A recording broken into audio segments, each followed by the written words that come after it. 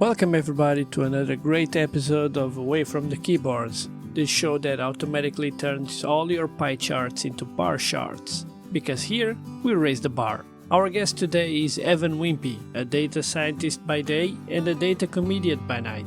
Evan is the author behind the book and Python package Predictable Jokes, a repository of 101 data-driven laughs for those in data analytics, machine learning, and AI. Currently, the book has 5 stars in Amazon and a stellar recommendation from ChatGPT. If you get any value out of this episode, consider dropping us a subscribe or a like, or even share it with a friend. That helps us a lot. So without any more spoilers from my side, Evan, welcome to the show. Hey, great. Thanks so much for having me. Happy to be here. Thanks so much for coming. I've been introduced to you by some posts on LinkedIn as Evan, the data comedian, and that got me super curious about this whole journey of yours. Can you tell me a little bit about how did it all started? How did Evan become the data comedian? Yeah, of course. So first of all, I'm really happy that it's Evan the data comedian instead of a data comedian, because right now, as far as I know, I'm the only one, which is good. I like the no baseline, no competition. Yeah, so it started. The data part came first. The comedian part came second. So I was working as a data scientist at a consulting firm called Elder Research, which is a real misnomer because they don't do elder research. They're just founded by a guy named John Elder. They actually don't even really do research either, so really confusing. But around 2020, there was this thing called COVID. You probably don't remember it. And one of the conferences that my colleagues was going to, a statistics conference, they went from in person to virtual, and in an effort to keep things fun, they had a call for papers, or I guess a call for input to things that were fun in statistics, which the overlap of fun and statistics is pretty small, but they were looking for poetry or artwork or music or jokes. And so I don't have anything to contribute actually to the field of statistics, but I thought I could come up with a joke. And so I thought of a few jokes, I submitted them, and I had a statistics joke that won first place.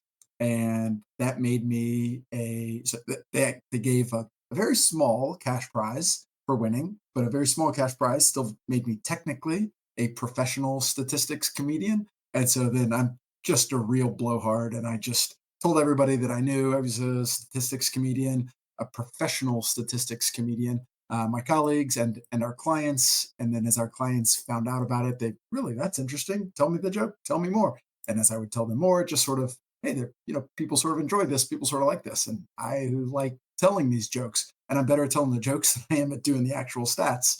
And so it sort of snowballed from there. But that was the origin. That's funny because I have a similar story as how I became a professional DJ. So during I think my teenage years, I dabbled a bit in DJ. I was really liking that, and once I got invited to play in a bar, and I got paid for it. So officially, I'm a professional DJ. Never again I played in anywhere else, but I got paid once, so it kind of That'll do it. counts. Yeah, technically is the best kind of counting. Nice. Exactly. And you have a background in economics. Curious, where did the interest come from moving into data and analytics? Sure. So I think you know data and analytics not been around forever. There's not a lot of people of my generation that sort of studied data analytics explicitly. A lot of folks come from an engineering background or natural sciences or an econ. For me, it was I studied quantitative economics, so I was sort of aware of econometrics and the regression modeling and the basics of data driven modeling. And I was in the military, and I couldn't wait to get out so that I could have a job that's less stressful and less hours. And I went to work at Goldman Sachs, and it's more stressful and longer hours.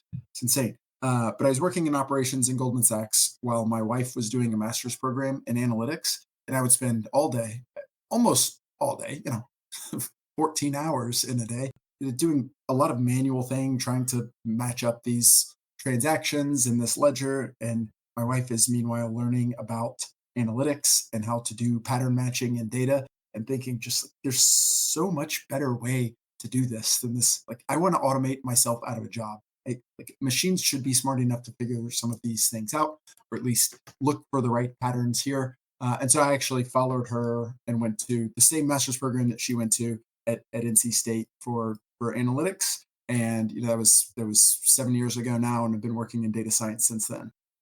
This episode of Away from the Keyboards is brought to you by you, the listener, and our Patreon supporters. Remember, if you get any value out of this show, like and subscribe. And if you want to support us even further, go to patreon.com/AFKS. That's patreon.com/AFKS. And now back to our scheduled programming. Cool. It create this fusion of data and comedy, which I think it's super fun and reminds me of, as I think I mentioned to you, Matt Parker, which has a YouTube channel called Stand Up Matt, which I think it's super fun as well. So one of the posts that I saw from you was about being able to run a marathon in 1 hour and 13 minutes this year, I think. Asking because I'm going to do a 10-mile sometime soon. So what is the secret behind that extrapolation of data? Yeah, the secret to running a marathon in an hour and 10 minutes is to do really bad data science. Is the secret? Yeah, so stand up maths I think is great, and there's a few other people and groups of people that sort of do this sort of technically proficient nerdy comedy. One of the guys that I sort of followed into it was Uran Bauman. He's the stand up economist. I think he's great. If you're econ background, check him out. He's hilarious. But yeah, stand up maths is great, and sort of the fusion of data and technology topics and comedy. I think it really is powerful. And there's a study I like to reference, and if I like to reference, I should know a little bit more about it. I'm gonna butcher the details, but it's from circa 2010, and it was just sort of a study of people's knowledge of current events, and the people who watch whatever daytime news, 24-hour news networks, their score relatively low, and the people who get their news knowledge from the Daily Show scored relatively high. And it's just the blend of if you can make things funny, they stick, they resonate, people remember. There's easier stories to tell around comedy. Maybe there's some selection bias in that study too. But I always like to think, I'm doing this mainly to entertain, but there's certainly an aspect of learning to it too. So that giant preamble for the post that you're talking about. Yeah, so I've run 4 marathons in my life. The most recent one was 15 years ago. And so each of those four, I got a little faster, a little faster, a little faster. And that was over like a 6 year window. And now we're 15 years after that. So if we're trying to extrapolate from this data set out, an additional 3x the length of this data set, then no model has picked up on all of the signal that it should for that. To make the point, I don't talk about here's what it means to do extrapolation, and here's why it's not trustworthy, or here's how we should estimate our confidence bounds when we're forecasting out this far. I just made the claim like, hey, look, I built a model that says I'm going to run a marathon in an hour and 10 minutes. I've been training for it for a month or so. If I'm not going to make an hour and 10 minutes, I'm going to change the trend line drastically. It's going up from where I was 15 years ago, believe it or not. We're going to have to fit a polynomial term, I think, to the next model. That's super cool. And we have a recurrent segment in this show that is called Pass It Forward, and links up exactly with what we are just talking about. So, Pass It Forward is a segment where a guest gets the opportunity to ask another guest a question. And your question comes from Justin, and he asks, what was the most ridiculous conclusion that someone drew, or that you've seen someone drew from a data set, yet still trying to sound convincing? I absolutely love this question. I don't know if Justin knew me or knew who I was, but this is my wheelhouse. I love this question, and really, this question is sort of like the source of most of my data comedy. I used to, and I still do. I used to, but I still do work in data consulting. So I see a lot of clients and a lot of issues with data and analytics and trying to communicate things. And that's usually a starting point, some misunderstanding to sort of extrapolate into a story, into a joke. And that's what fuels my stand-up comedy is sort of a misapplication of data analysis. The extrapolation 15 years, what's your next marathon time going to be is an example. But the one that first came to mind was very much a real world scenario where the context is you've got manufacturing companies like consumer goods manufacturers that sell data to retailers. And so, like, Walmart is a giant retailer, and they stock their shelves with a bunch of whatever toothpaste and diapers and milk and whatever from all these manufacturers. And in the time shortly after COVID, keep bringing that up.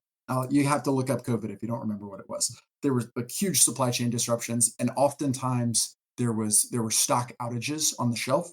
And so we worked with a player in this game, and they had the very strong belief that their best client, their best customers were the people who they didn't give a good service level to. Like they don't care if they run out of stock. And that's because for like a Walmart, if they're trying to order diapers and the manufacturer says, no, we're out, then what does Walmart do? They just keep reordering it and reordering it and reordering it. So the diaper manufacturer looks and sees, look, Walmart ordered 47 times in a month. They put in a giant order 47 times for diapers. And look, these Walmarts that we service really well, they're only ordering once a month. So this is good. It costs us more to have to keep inventory and to have good service levels. What we should do is not care about it all because those Walmarts are the ones who come back more. They like to order from us. And it just couldn't be further from it's the exact opposite conclusion that you want to draw. But if you don't have any context behind the data, you don't try to build a coherent story, you just look and say, look, this Walmart made 47 orders in a month, and this one only made one order. Who cares if we didn't fill any of the first 46 orders? That's a good customer. That's good. We should do what we should extend that to all our other Walmarts. Yeah, that's a great story about how data doesn't live in isolation, and you really need the context, right? Looking at one KPI just by itself doesn't tell you anything. I've seen people talking about revenue. They just focus on the revenue, and you are generating so much revenue. But in the end, are you generating profit? Because how is your costs, right? Because Yeah, you could be losing a lot of money, but generating a lot of revenue. yeah. That's okay. Revenue's my KPI. That's the one that I'm responsible for. So who cares? Just explode the cost as much as we can. Somebody cared about like quantity ordered, and that looked good. And so good. Keep missing all those orders.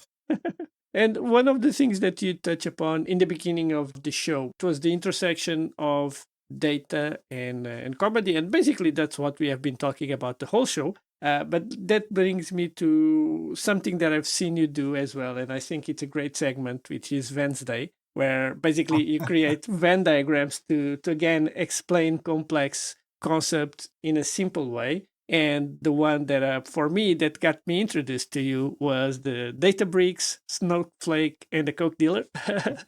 And I've seen on the latest one that you posted, you even mentioned, I will stop making jokes about Coke dealers.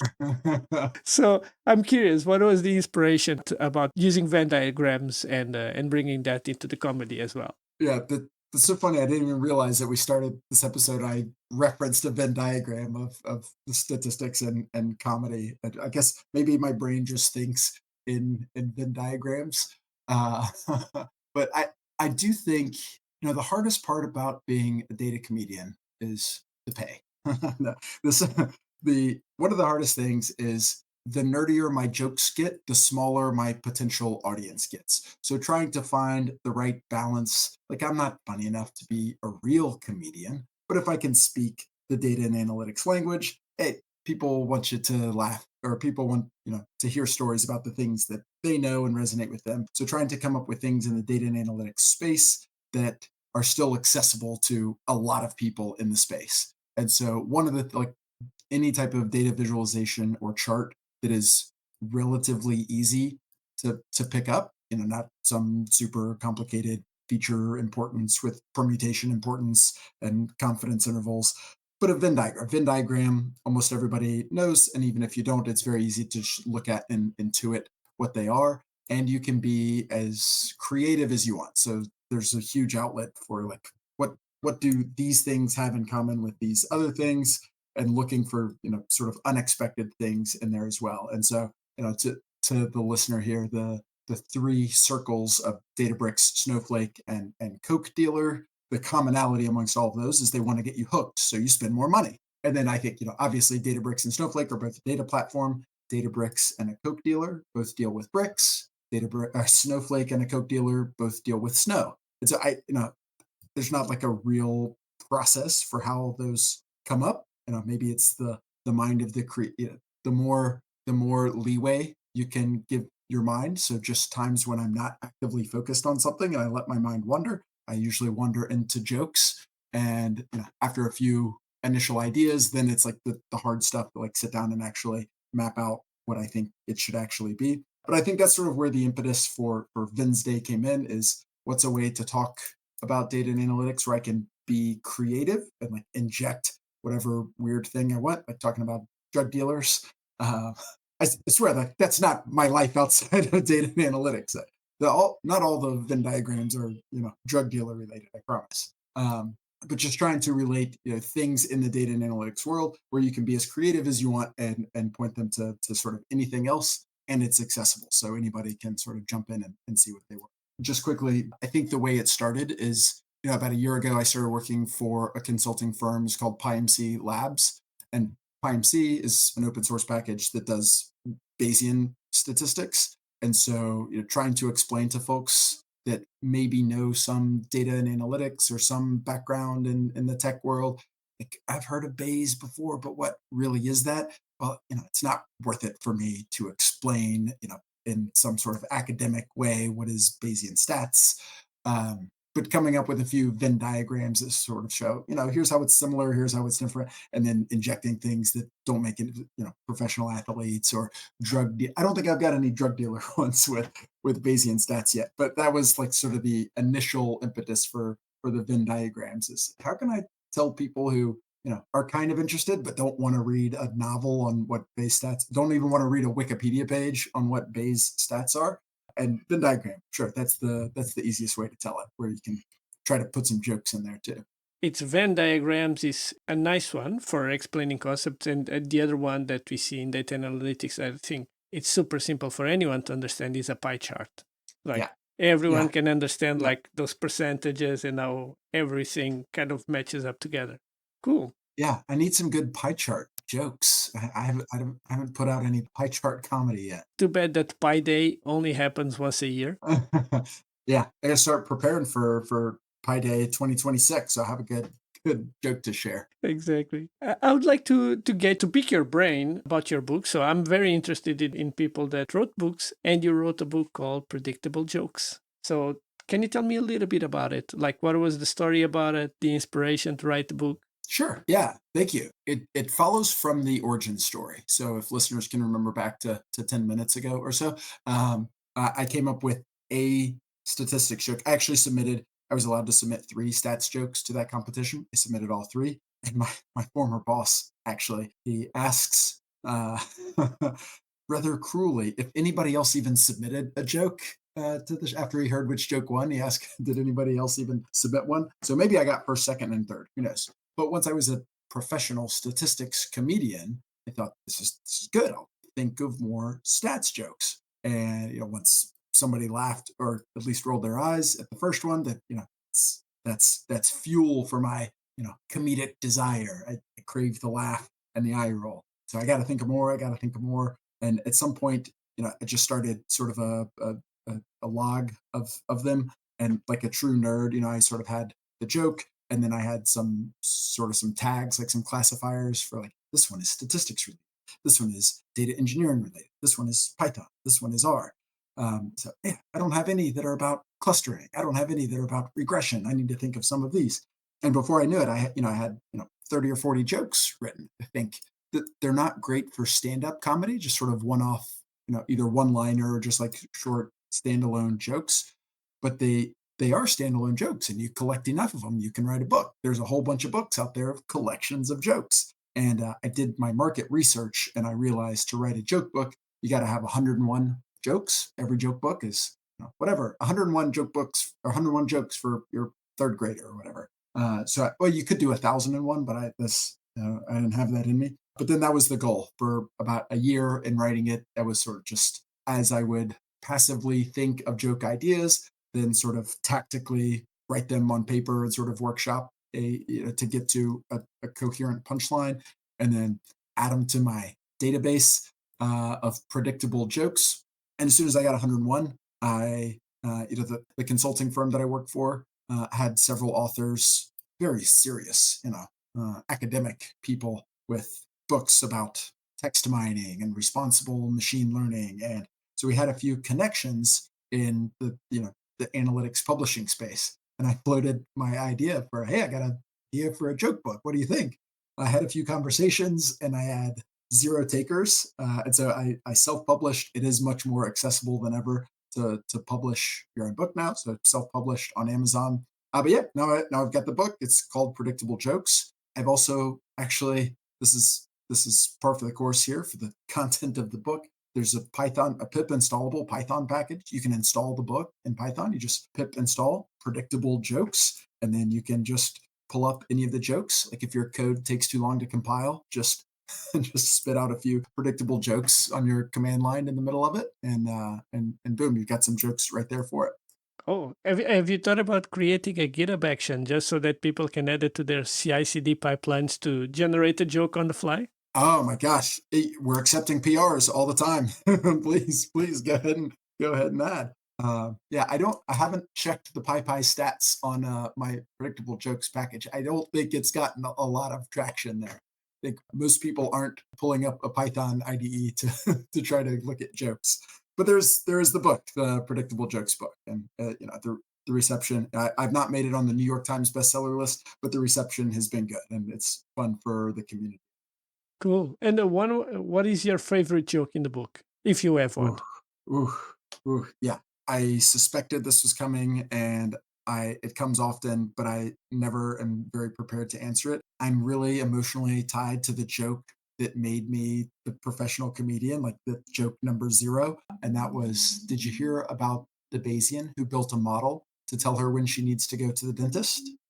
It said she didn't need to go for 6 more months, but that's probably because she just had a week prior. And when I talk about jokes need to be accessible to more people, if you're not in Bayesian stats, that one is probably not for you. So it's hard pressed for me to call that one my favorite. I will say I was thumbing through it before this. It's also incredible how quickly I forget the jokes that are in here. The joke book that I wrote, how quickly I forget. But the one that I think maybe I've enjoyed telling the most is there are two brothers that go to an ice cream shop, and the older brother goes to order, ask his little brother, says, "What do you have?" He says, I want a root beer float." He says, "Okay." And the older brother thinks that sounds pretty good, so he tells the clerk, says, "Hey, my brother wants a root beer float, and I want the same thing, but can you make mine a double?" He says, "Yeah, sure." So they go and they sit down at the booth, and a few minutes later, the shop owner comes over and hands him two root beer floats. And the older brother looks, says, this is not right.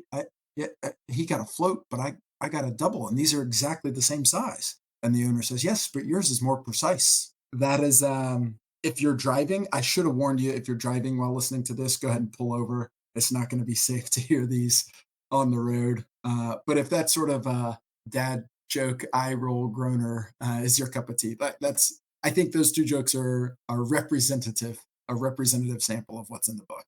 Here's the I don't know whether to take this as a compliment, or I guess I should take it as a compliment, although it's not easy in the moment. I was brought in to do stand-up comedy for this data science org that's close to my house, is local. Just went and told some jokes for him. And the VP who brought me in, he had seen me do stand-up comedy before, and he introduced me. He said, "The first time I saw Evan, I didn't laugh at any of his jokes until 30 minutes after the show. At 30 minutes after the show, I started to get them. And I realized, oh yeah, that's hilarious. And so this time I'm prepared. I'm ready to think hard. That's not a great opener to the show when you tell, I brought this guy in and I didn't laugh at any of his jokes. But okay, they were it's a thinking man's comedy." Yeah, you'll find it funny on your way home. Yeah, that's a cool one. And as you were writing the book, going a bit more into that whole process, what are some lessons learned that you have from that whole process that you can share? Yeah, that's a good question. So I'm not sure how much this will be generalizable because there's not really a story. There's no character arc. There's no like structure of the book. I mean, it's literally just 101 standalone jokes. There are maybe 4 jokes in the book that build off the joke prior to that. So I don't. I think the logistics of sort of planning it out are a lot easier than somebody who's writing. If you're writing a book on how to build your data pipelines in 2025, you need a much clearer structure. So that was quite easy. I do think what is more generalizable is the earlier you can have an end state in mind, the easier it is to sort of move forward throughout the process. And so, I I had a collection of sort of sticky notes and memories of jokes until I started thinking like I need to collect these in some organized fashion. And my goal is to write this book. And so once I knew sort of, okay, when I write this book, I'm going to need to move them around. There's illustrations with them. And the quicker I can sort of when you can get organized in that, when you've gotten, sort of this much content, 1/10 of the content that you need for the book, that's a lot easier than having written a whole lot and then all of a sudden deciding, okay, now it's time to get organized and figure out how I'm going to get this into the book. Um, so yeah, I think that is a tip. I I also think I this is sort of double edged because it is easier and easier to publish on your own. I mean, it was a flawless process for me to be able to self publish with Amazon, and I'm very happy with the way things have been. You get full flexibility to do whatever you want, but I think in hindsight, I probably would have tried to talk to more publishers early on just to see if there was anybody interested. And even if not interested in actually publishing, just like the advice, because I was connected through my work to some publishers or to some agents, being able to get advice on, no, you should do this, you should do this, you should do this. And ultimately that advice, sort of take it or leave it. But I didn't really have those until, no, I'm not making any changes. The book is already written. Do you want to publish this book that is already written? And in that case, it's probably a hard sell to any agent or publishing group. Yeah.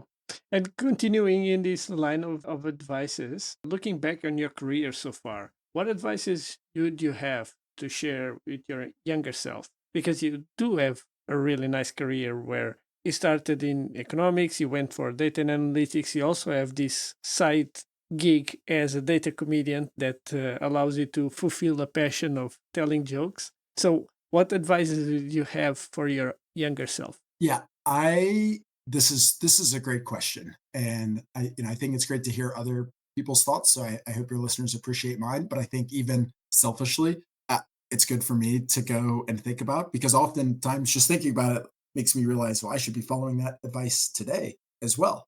It is a tough job market in the data and analytics space today, but even so, we're pretty fortunate in the world. There are global opportunities. I'm in the U.S. and it's probably a little bit easier here, but there are opportunities, across the globe, and the income typically is pretty nice. And for the first, 5 or 6 years that I was in data and analytics, I maybe had some ideas for side project. Maybe is a little bit too constrictive, but just things that I wanted to do, that I wanted to build, and my immediate thought was always, am I going to make money off it? Is this going to return on investment?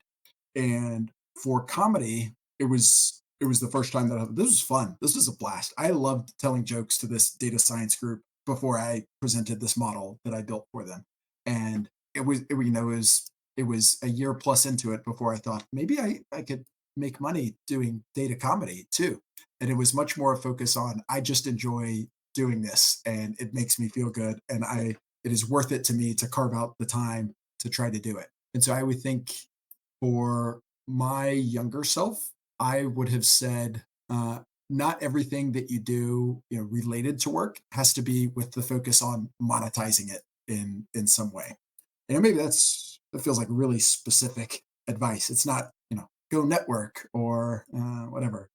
Look for a new job every 3 years or learn Git so that you can collaborate on your team. I think all those are good things, but I think what would have resonated well with me is like, you've got ideas for things that you want to do just because you want to do them, not because they're a means to some end where you're going to build a product that makes you a gajillionaire or it's going to get you promoted to VP in your company. Just explore your creative side and do it because you want to do it.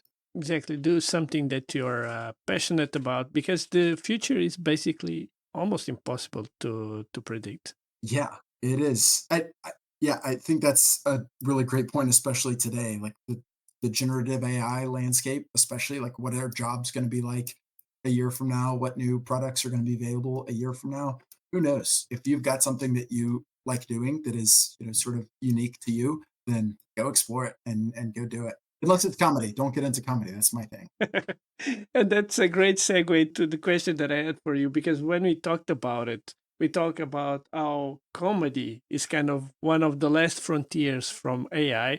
AI kind of writes some jokes, but let's be honest, they are not that good. Two things around Gen AI, like how is Gen AI helping you in your current day-to-day basis, and how do you look at the current Gen AI hype as a data scientist and someone with a data background that knows a bit more about what is behind these models, that they are not really magic?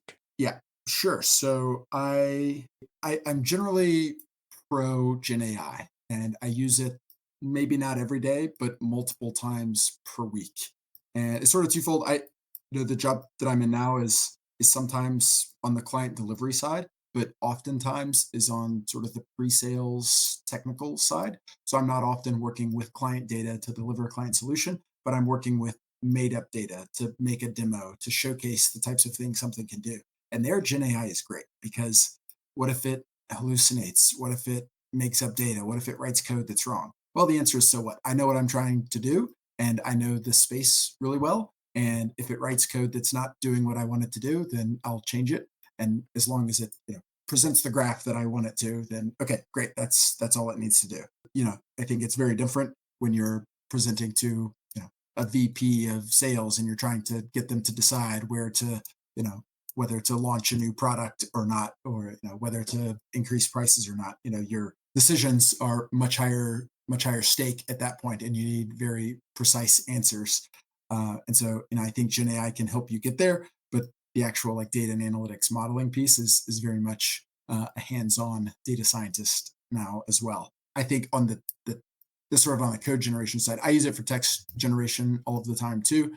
I post on LinkedIn. I engage with folks for through comedy, and I have tried sort of starting from scratch, sort of a you are a comedian, you understand logistic regression, you are trying to make a funny thing about this topic, and I've not gotten results that I've ever been happy enough to actually use. But I do find it helpful. Like the Venn diagrams, I think are a great example where like, hey, I've got drug dealers and Snowflake, and I think these things. What are some other ways that I could word this, or what's something related to to cocaine that I could put in this circle? And it's rare that any LLM has given me an answer that I think, yes, that's it, that's what I'll use. But as far as like brainstorming and getting creative juices flowing, then I think it's super useful. Um, so I think that's sort of how I use it and how I absolutely find it helpful. I will say it's not very good at telling jokes. And maybe jokes is maybe we can sort of take this into sort of the wider human connection. Like comedy is very much about like connecting with somebody else and thinking of something clever, humorous that resonates with them. And LLM sort of take all the human connection and personality out of it, which even if it can craft the perfect joke, it's very hard to craft it in a way and deliver it in a way that sort of meets two people. So I suspect, in the future, whatever, when when we've got the ultimate AI eye in the sky, even when it's writing the perfect jokes, it's taking a comedian to be able to deliver it and engage with folks. And I realize maybe that's sort of well, my thing is different. It has to be a real person, and there's probably everybody can think of their own specific role and uniqueness and think about, well, I can never do what I do. It takes a real person to do what I do. Yeah, but it's a good point what you touch upon there about using AI as a sounding board, and I think that's a great advice to leave to everyone that is hearing this show, because that's the way that I like to use it as well for text generation. I don't want it to generate the text to me, but I want to do a bit of a brainstorming, and I mostly start all my prompts with let's do a brainstorming, like give me several ideas, and more than often it's exactly what you said. None of the ideas really match up with what I want, but they spark the idea that I want to have in the end. So that's a great way to use Gen AI, and I think a great way for us to end this podcast. But before we call it quits, if people want to know more about you, if people want to find you, hire you as a data comedian, find your book, where is the best place for everyone to know more about you? Yeah, predictablejokes.com. That's the place to be. You can see some of my comedy stuff there. You can find the book there. I'm pretty active on LinkedIn. If you look for Evan Wimpey on LinkedIn, but predictablejokes.com will get you everything you need. Super, and I'll make sure that I'll add all of those links to the show notes so that people can browse at their own speed. Once again, Evan, thank you so much for this conversation and giving me light into what it is to be the data comedian. And thank you for coming to the show. Perfect. Thanks so much for the opportunity. Yeah, it's a great time chatting with you. Cool. And to everyone else still listening, keep your models tuned and see you again away from the keyboards.